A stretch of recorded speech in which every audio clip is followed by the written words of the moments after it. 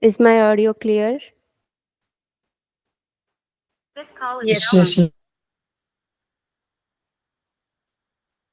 Okay. So our topic is teaching methods for yogic practices, which is paper number 2 and unit 9 of paper number 2. The book Teaching Methods for Yogic Practices is written by Dr. Sri Manohar Lakshman Gharote and Dr. Srimant Kumar Ganguly. So this is a very important book on the point of UGC NET, and also if you if you want to become a if you want to teach yoga in future, or if you already teach, then it's a very important book for you. How many of you are teaching yoga or want to teach yoga, want to give yoga sessions? You can raise your hand. I can see you. Okay, so you should read this book carefully, attentively, because this is very efficient book for teaching yogic practices, and you will know about art and science of teaching from this book.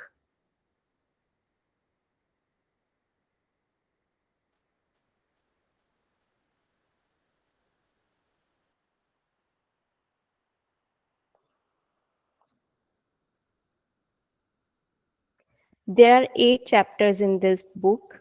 First one is introduction, second yoga and yogic practices, third meaning and scope of teaching methods,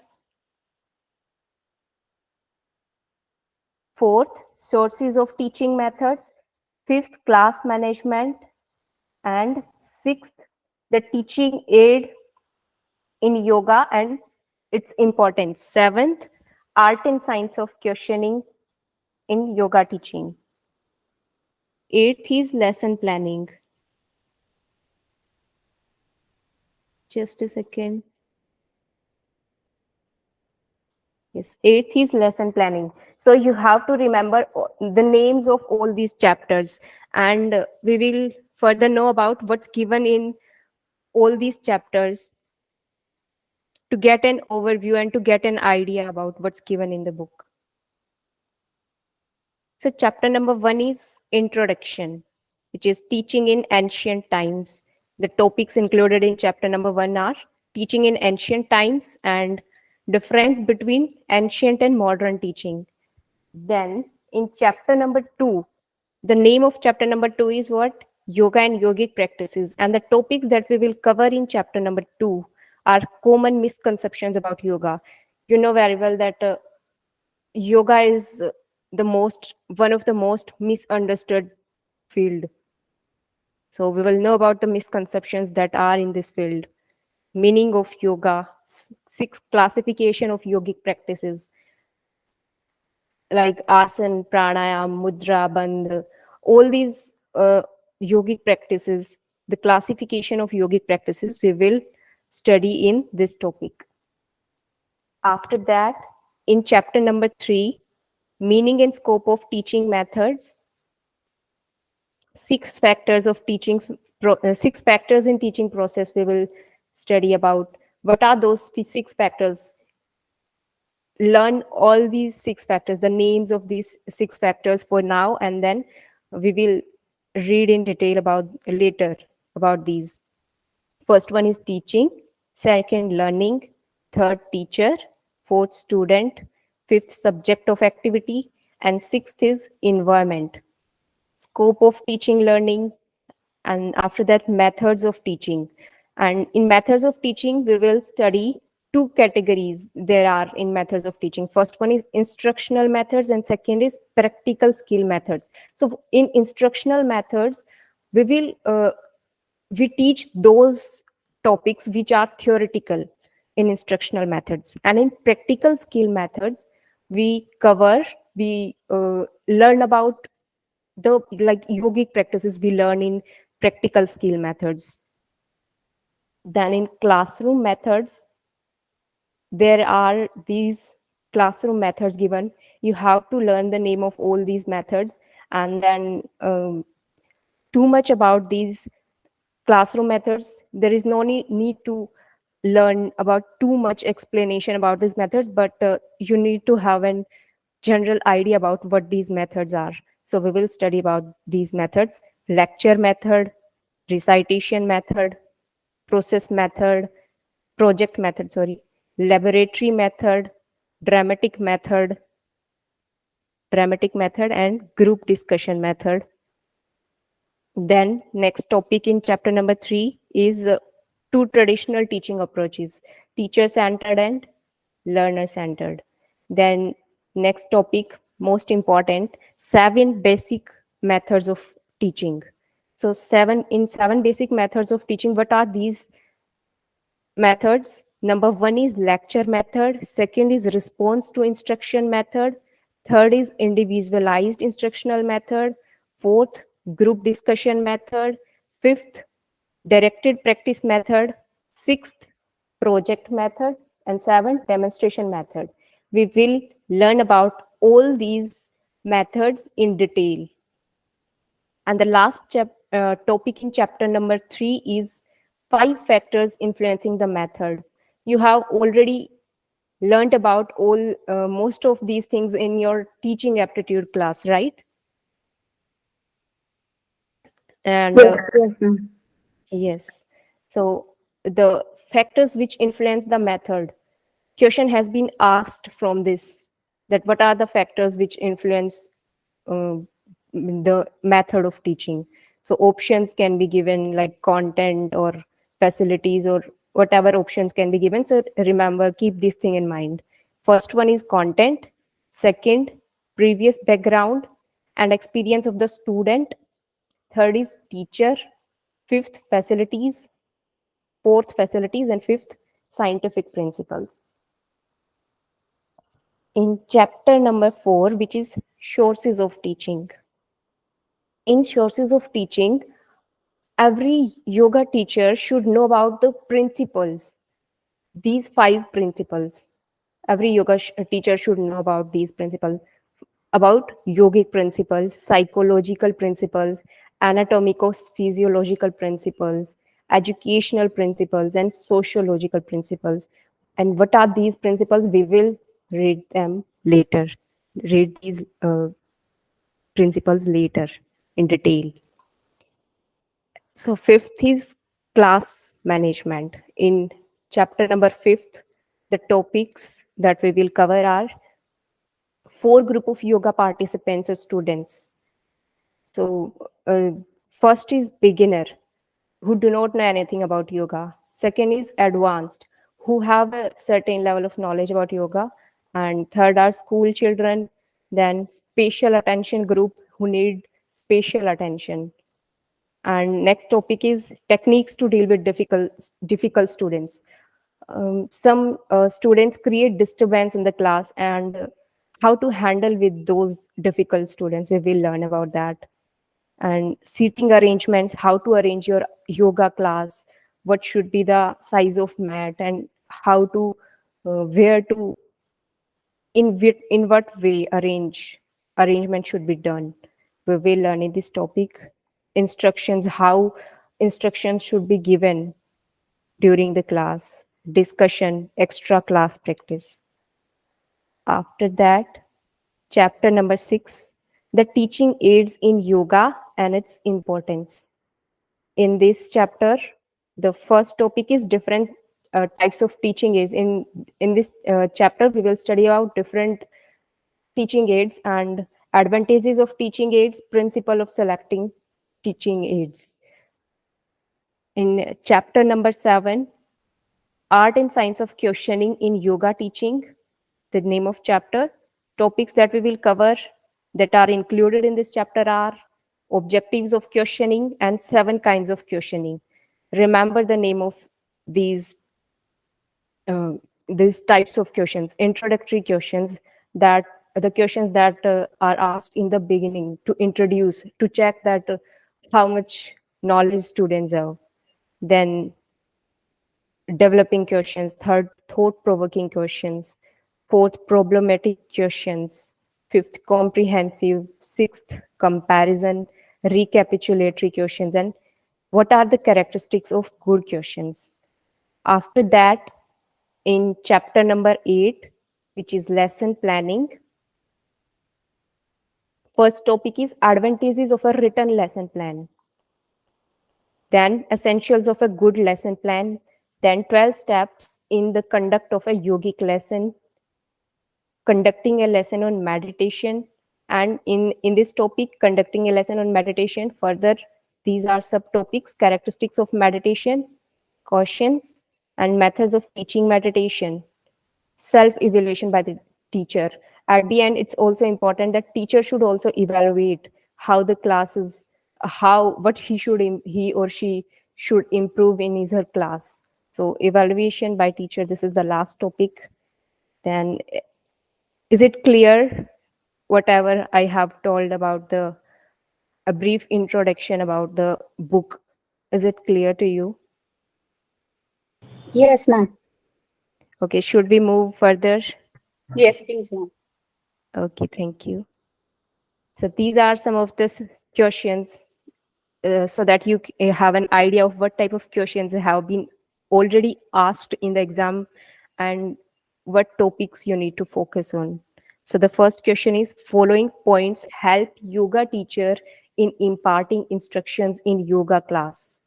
So how the instructions should be short, slow, clear. Teacher should maintain distance with the students. Several instructions should be given at a time. If required, instructions should be repeated. So just read them for now. You do not need to answer. Then the next question is, according to the book, Teaching Methods of Yoga Practices, what should be the size of the mat? These are the options given below. We will read about this in class management chapter. Then third question is, which of the following is directional method of yoga teaching? In the chapter where 7 classification of teaching methods is given, we will study about directional method. The question is from their directional method. So next question. For a large group of students in yoga, one convenient sitting arrangement should include. What should be the seating arrangement? This is from the same chapter, class management. So what do you think? Any one of you want to give the answer of this question? What should be the sitting arrangement in the yoga class? C. I think C. Double row with space and with dash for teacher. Yes, correct answer. And why? Can you explain it in more detail? Like, ma'am, whenever you're teaching, if you have the rows, the system of rows, and a teacher is on the dais, so the teacher is a bit level higher to the students so that all the students can see the teacher, and being in rows also with a space in between, it is easy for the students also to look at the teacher, what she is performing and doing, and also for the teacher to see the students whether anybody is practicing, or it is easy visibility for the teacher also.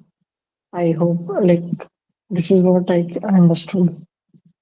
Very well explained, Sai Manojji. Yes, this is the reason. And for also for small groups, what should be the sitting arrangement? For small groups, this is for the large groups that sir has told, and for the small group class students, we will also study about that later. Okay. For a small yoga class, best sitting arrangement. Yes, this is the question that is asked. For a small yoga class, best sitting arrangement of students may be, Semicircle. yes, right. Learning of a specific yoga practice by a student depends upon. This is a common sense question. You can answer it without even reading the book. Please give the answer. Clear instruction of the teacher, instructor. Yes, very good. Then Next. The purpose of teaching is mainly to induce. Answer this. Change in the student. Change in the Yeah. student.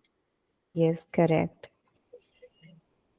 Because we will see in the chapter number 3 that the main purpose of teaching is to induce change in the student, in the behavior of the student. Next question is most authentic methodology of imparting value education system. What according to you can be the answer of this question? Gurukul. Yes.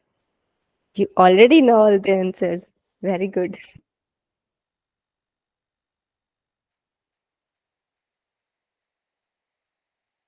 Then next question, the advantages of a written lesson plan are, what can be the advantages of a written lesson plan? First one is to organize teachers' thinking. Does a written lesson plan organizes teachers' thinking?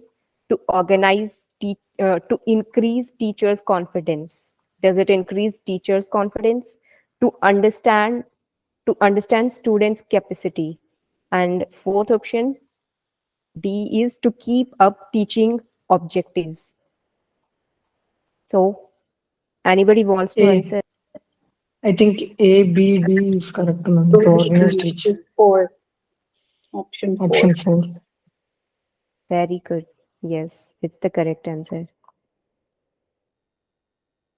We will study about this. Don't worry if anybody do not know about how this answer is right. Then question number 10. These are the methods given, and we will study in chapter number 3 about the methods, where you can easily answer. You can try answering now.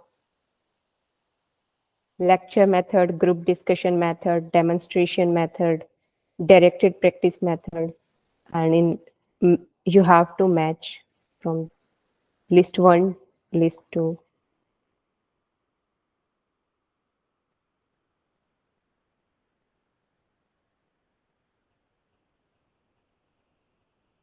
Okay, let's move to the next. Identify the correct sequence of presentation in yoga teaching. First, we do what do we do first? Do we do the evaluation first? No, No, no. ma'am. I think Explain, first we demonstrate, explain first, And then Yes. demonstrate. demonstrate, demonstrate. So Then C, A. discussion and discussion evaluation. and evaluation final. Okay, so according to you, C, A. Evaluation and discussion, I think evaluation will come first and then finally discussion. Okay, we will see that later. Okay. So this is our chapter number 1, introduction. So topics that we will cover in chapter number 1 are teachings in ancient times and difference between ancient and modern teaching. So anybody wants to give their viewpoints on this topic, you are free to share, please. That how teaching used to be in the ancient times, and what is the difference between ancient and the way of teaching that we have today. What's the difference?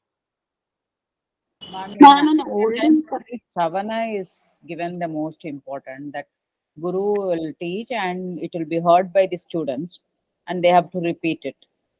And in the current method, we believe on the script. This is a major difference, I feel. Yes. And anyone? and in olden times, it was like the students were living with the teachers and following everything that the teacher wanted them to do. They were paying utmost respect to the teacher and they were living with the teacher, seeing what the teacher does and also learning it from them. Yes, very well explained.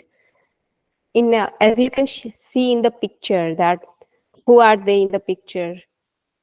Who is Krishna and sitting? Arjun. Arjuna Yes. is sitting and Krishna is standing. Yes. And one more major difference is total surrender in the traditional way. There is 100% belief, and the Guru is considered to be the Almighty. But now it is not so. Yes, you say it right that there is a shlok, a mantra that Guru Brahma, Guru Vishnu, Guru Deva Maheshwara. So yes, Guru used to be almighty. Very true. So let's start this topic. So in ancient times, there used to be gurukuls, right?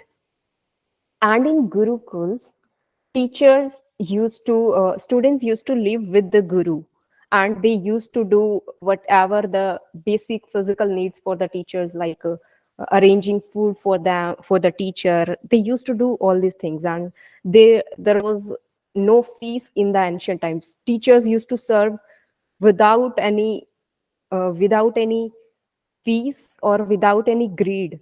They just used to teach with their whole heart, and the relation between guru and teacher was very sacred.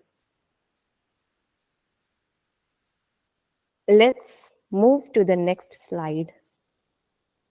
Yes, teaching in ancient times, persistent questioning, very important.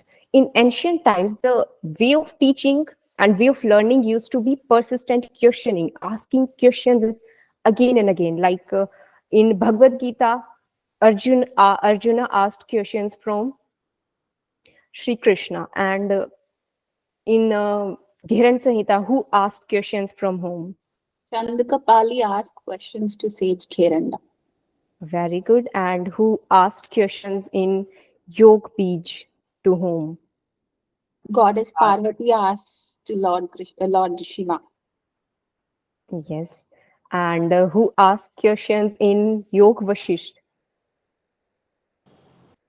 Rama asked questions to sage Vasishta. Yes. And who asked questions in Hat Pradipika? Hat Pradipika, Swami Swatma Rama describes his methodology in the book. Okay. Yes. So in most of the books that we see, there is conversation between the two people, right? One asks, and the one asks who is the one who asks is the student, and the one who answers is the teacher. So there used to be persistent questioning in ancient times, and showing reverence, doing physical work for the teacher. Students used to respect their teachers so much. Whatever the teacher said, they used to follow that. The words of the guru had have very much value in their student had very much value for their teacher, for the words of the teacher. Whatever the teacher said, students will follow that level of respect. Like, who gave the thumb to his teacher when the teacher asked for it? Eklavya. Yes, that level of respect students had for the teacher, you can see. Second is arguments between the teacher and the student, but no acrimony.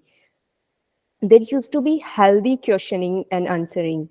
They used to question and they used to discuss, argument, debate, but the purpose of that discussion, that argument was to learn. And so there was not any acrimony between them, okay?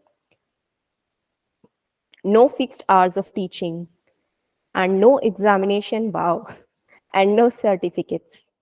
So in ancient time, like now we have fixed hours of teaching. We go to school for fixed hours, and we have the classes for fixed hours. We go to college for fixed hours. But in ancient times, it was not so. There was no fees and no examinations were there. Being with it, and also in today's time, like we are preparing for UGC NET. First we are studying, then after that questions will be asked, right? But in ancient times, first questions will be asked and then answers will were given. Then next point is being with the teacher was the best way to learn residential situation. Students used to live with their teacher, and the teacher should the teacher and the students relations were free and frank. The idea was to study together, not to compete with each other. Before lesson they would pray together that they might derive the best results. Like we also do prayer first. Why do we pray? That we stay focused on our class, and when we stay focused we can derive the best results for sure. So should I move to the next class? Sorry, next slide. Yes. Okay. Free. Yes, as I already told, teaching was free. A good teacher always expected that his student should always prove his superiority. See, in ancient times, the teacher, uh, although the teacher knew more than the student, but teacher never showed that I am superior than you, I know more than you know nothing. No. See, a teacher was like a mother who used to treat their students with compassion, and the teacher always wanted that the student show their superiority, not the teacher. Teaching was oral, required recitation and cultivation of a good memory. Like right now, like we are studying from the slide and we prepare notes. But in ancient times, the teaching was totally oral. And so if the teaching is oral, then you need to have a good memory, right? Then next point is the students learned from the content of the lesson as well as through the personal conduct. The students used to live with the teacher, and they used to observe their surroundings also, and they used to learn from the behavior of their of their of their students who are studying with them, and also with the from the teacher. So they used to observe the behavior of the teacher, and they used to learn from that also. And they used to learn from the content of the lesson also. So both of these things are included. But if you see in today's time, only we learn from the content only. Practical subject teaching involved. So the subjects which need practical subjects, how they were taught on the part of the student. Most important, you have to remember these points. What was the work for the teacher, what was the work on the part of the student while learning any practical subject? Was first is observation. Students used to observe, then demonstration, then they used to perform and practice. While they're performing, they do mistakes and they are not perfect at the first time, and then they do practice, and then trial and error method. When they do something wrong, then they try it, again, and they keep trying until they move towards the right method. For example, if someone is learning any asana, so first they observe, then they demonstrate, and then they practice it, and then trial and error method was on the part of student. And what was the role of the teacher while teaching practical subjects? Teacher used to correct faults of the students, correction of the faults, and giving positive suggestions. So for example, if teacher is teaching bhujangasana, right? Then while teaching bhujangasana, if someone is extending, is pushing his shoulders towards the ears, then that's the wrong way. If the student is doing like this, then teacher will correct him that extend your shoulders away from the ears. Then teachers, what was the role of the teacher? Correction of the faults and giving positive suggestions. Anybody have to ask anything from this slide? They can ask. No, ma'am. Okay, so next is ancient teaching and modern teaching, the difference between these two. First, in ancient teaching, limited number of students. Just a second.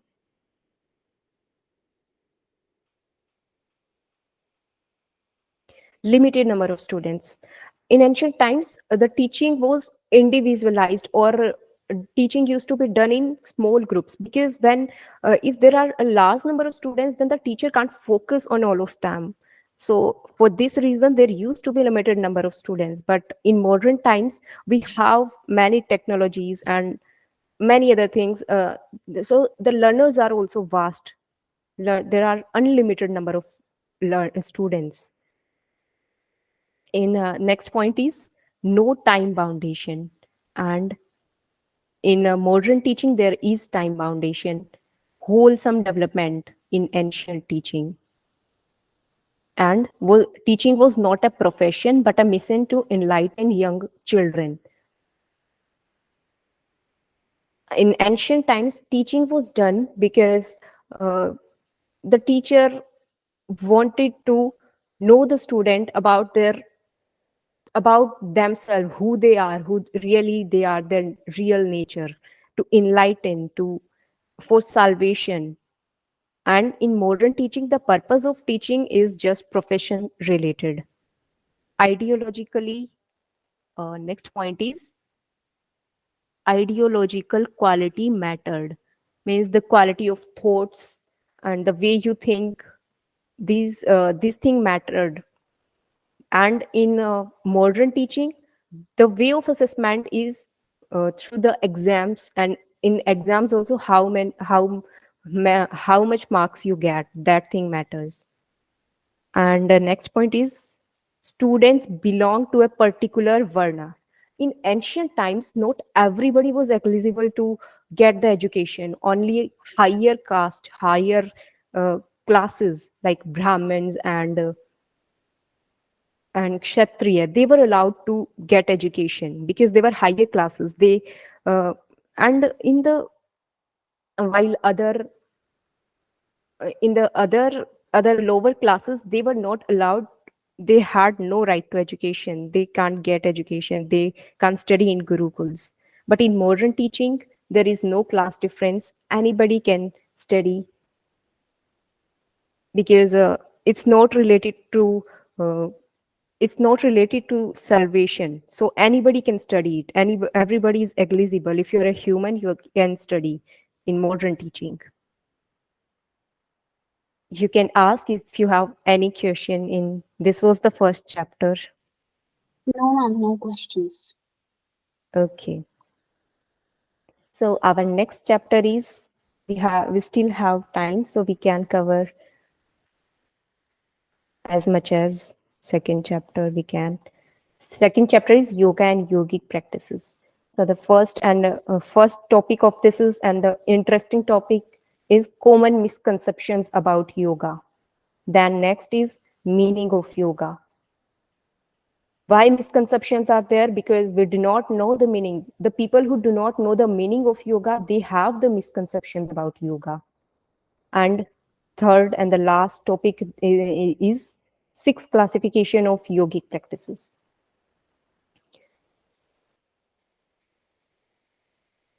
So before moving further, I want to ask from you that before you entered in the field of yoga, before you started studying, what misconceptions you had about yoga?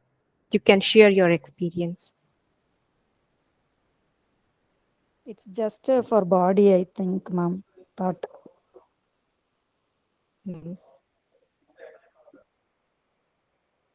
Yes, this is also a misconception. And more, anybody wants to tell?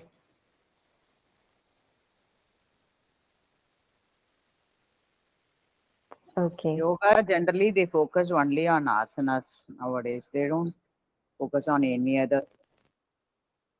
right. Right. This is one of the major misconceptions, that people take it as an exercise only. And asanas also they consider is that stretching only. Either it's stretching and it just improves your flexibility. When someone you tell someone that I do yoga every day, but first thing that they will say that, oh, you must have a flexible body. This is what people think about yoga. They just think that it's just about flexibility and it's just a physical exercise. So the 6 common misconceptions about yoga are: yoga is not meant for the ordinary person, the householder, but only for a select few.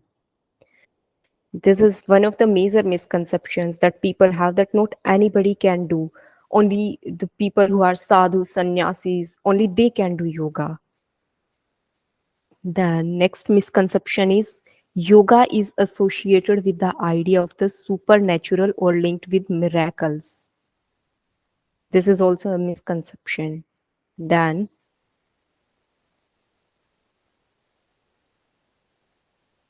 yoga is equated with mysticism, black magic, or various type of mortification. People think that yoga is just related with some kind of magic, miracle, supernatural power, or black magic, or it's about yoga is just about controlling your senses and all this. But all these are just myth. Yoga is much more than that. And fourth misconception is yoga is a system of therapy which can cure all diseases. No doubt that yoga can improve our health. If we do yoga, if we follow the path of yoga, our health improves. But it's not like that, that it can improve, it can cure all our diseases. When you are in this field, then people also ask, from many people you might also find that people will ask, you do yoga, I have headache, I have back pain, or I have this disease, I have this disease, tell me what should I do. So people have this major misconception that yoga can cure all their diseases. Yes, yoga can cure, uh, but it's not the only thing that yoga can do. Yoga is just part of yoga, not the complete yoga. And yoga is a system of, fifth misconception, yoga is a system of philosophy dealing with metaphysical theories about the universe. About the universe. And next is yoga is just a system of exercise, which is totally wrong. These misconceptions indicate that most people are unable to see yoga as a whole concept, but are only aware of a fragment of its potential. So why these misconceptions exist? Because people do not see yoga as a whole. They just see it, either people think that asana is yoga, either they think that uh, only doing pranayama is yoga, or no doubt doing asana is yoga, but this is not only thing that yoga is. It's a whole concept. And yoga is, what's the meaning of yoga? Let's see in next slide. Meaning and concept of yoga. Yoga is and as well as means. So what does this and this word and means? This is yoga. So what does these words mean? First one is the and means integration of personality at the highest level. So there is integration, there is samatva with human consciousness with the higher consciousness. And yoga is derived from the root word yuj, very important, yuj, which means samadhi and samatva. These two are the meanings of root word yuj. And samadhi means integration. Both of these have same meaning, harmony, integration, these are the same. And second is, and we have learned about and second is means. Means includes all the techniques and practices that we do. And lack of discrimination between these two meanings is one of the causes of confusion about yoga. Now we know that yoga is both. We have learned this, that yoga is both and as well as means. So means is all the practices that are included that we do to reach the and and is the end point, the samadhi, the samatva. So these both are the yoga. Not only and is yoga, not only means is yoga. Means are yoga. So now we studied last about means. So what are those means and what are these practices that are involved in this textbook? Let's learn about these. The first, the classifications of yogic practices. The first classification is asanas. Second is pranayams. Third is bandh and mudras. Fourth is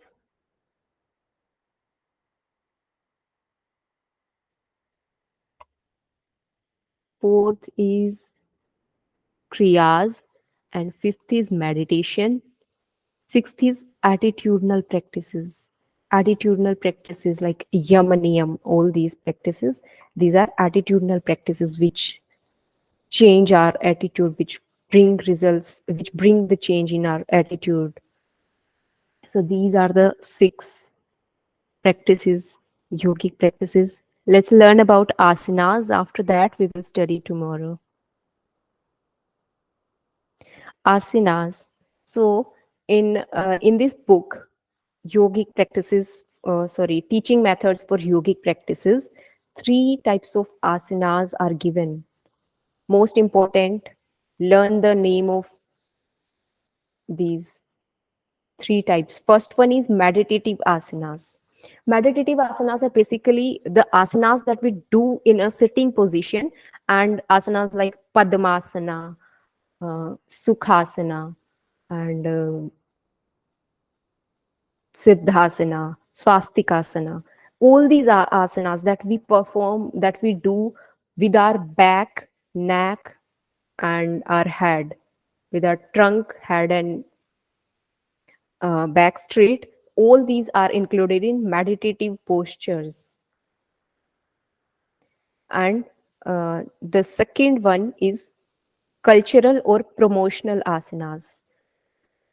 Cultural or promotional asanas are those asanas which promote us in some way. Promote means that which other which increase our flexibility, balance, or our strength, which promote us. Uh, Static stretchings performed in sitting, lying, and standing position results in toning of muscles. All these asanas, whether back bending, forward bending, twisting, all these asanas that we do in lying, sitting, standing, all the position, these are come under the category of cultural or promotional asanas. And these asanas result in toning of muscles. Toning of muscles is basically the tension that is created when our body is in relaxed state. For example, when we are holding ustrasana. So when we are holding, we come into the final position, then our body is in the relaxed state. We are relaxing. We are moving towards effortlessness as we do. Prayatna Sathilya. There is this sutra. We reduce the effort in the final position. Then toning of the muscles take place in the final relaxed state. This is called as toning of the muscles. Sorry for my bad drawing. I'm not used to it. And next is flexibility of the spine and stronger spinal muscles. Stimulate proper working of vital organs in the thoracic and abdominal cavities, and stimulates marm points. The marm points that there are the marm points on our body. You can also call them acupressure points to understand. And these affect the nadis present in our body. Third one is relaxative asanas. Relaxative asanas, Shavasana is the best example. that you do in a lying position. When after finishing our yoga practice, at the end, what we do? We do relaxative asana, we do shavasana, so that our body and mind get into a relaxed state and we can recover from if we have anything mentally, anything going on, or physically we are tensed. So relaxative asanas, this is the role. And then asanas stabilize the mind, stabilize the mind and the body through static stretching. As I told that we hold the posture in the final position, then it stretches our muscles. Our muscle, there is still a tension in our muscles, a resistance in our muscles. So that stabilize the mind and body. That stretching stabilizes the mind and the body. Aim is to establish proper rhythm in the neuromuscular tonic impulse and improve the general muscle tone. Psychophysical nature.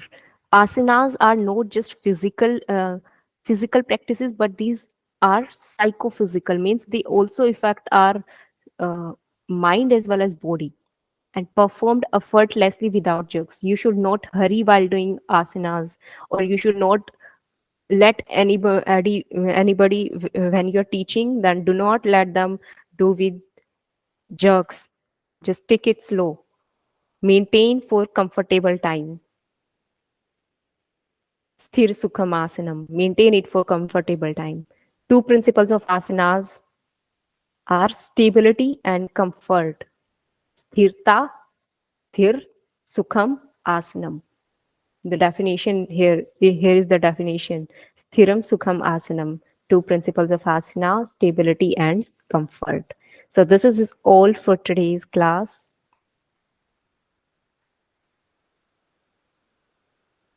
Just a second.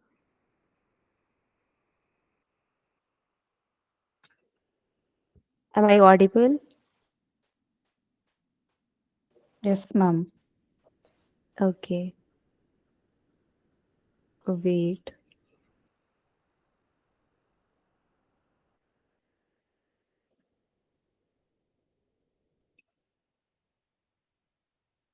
So thank you for listening.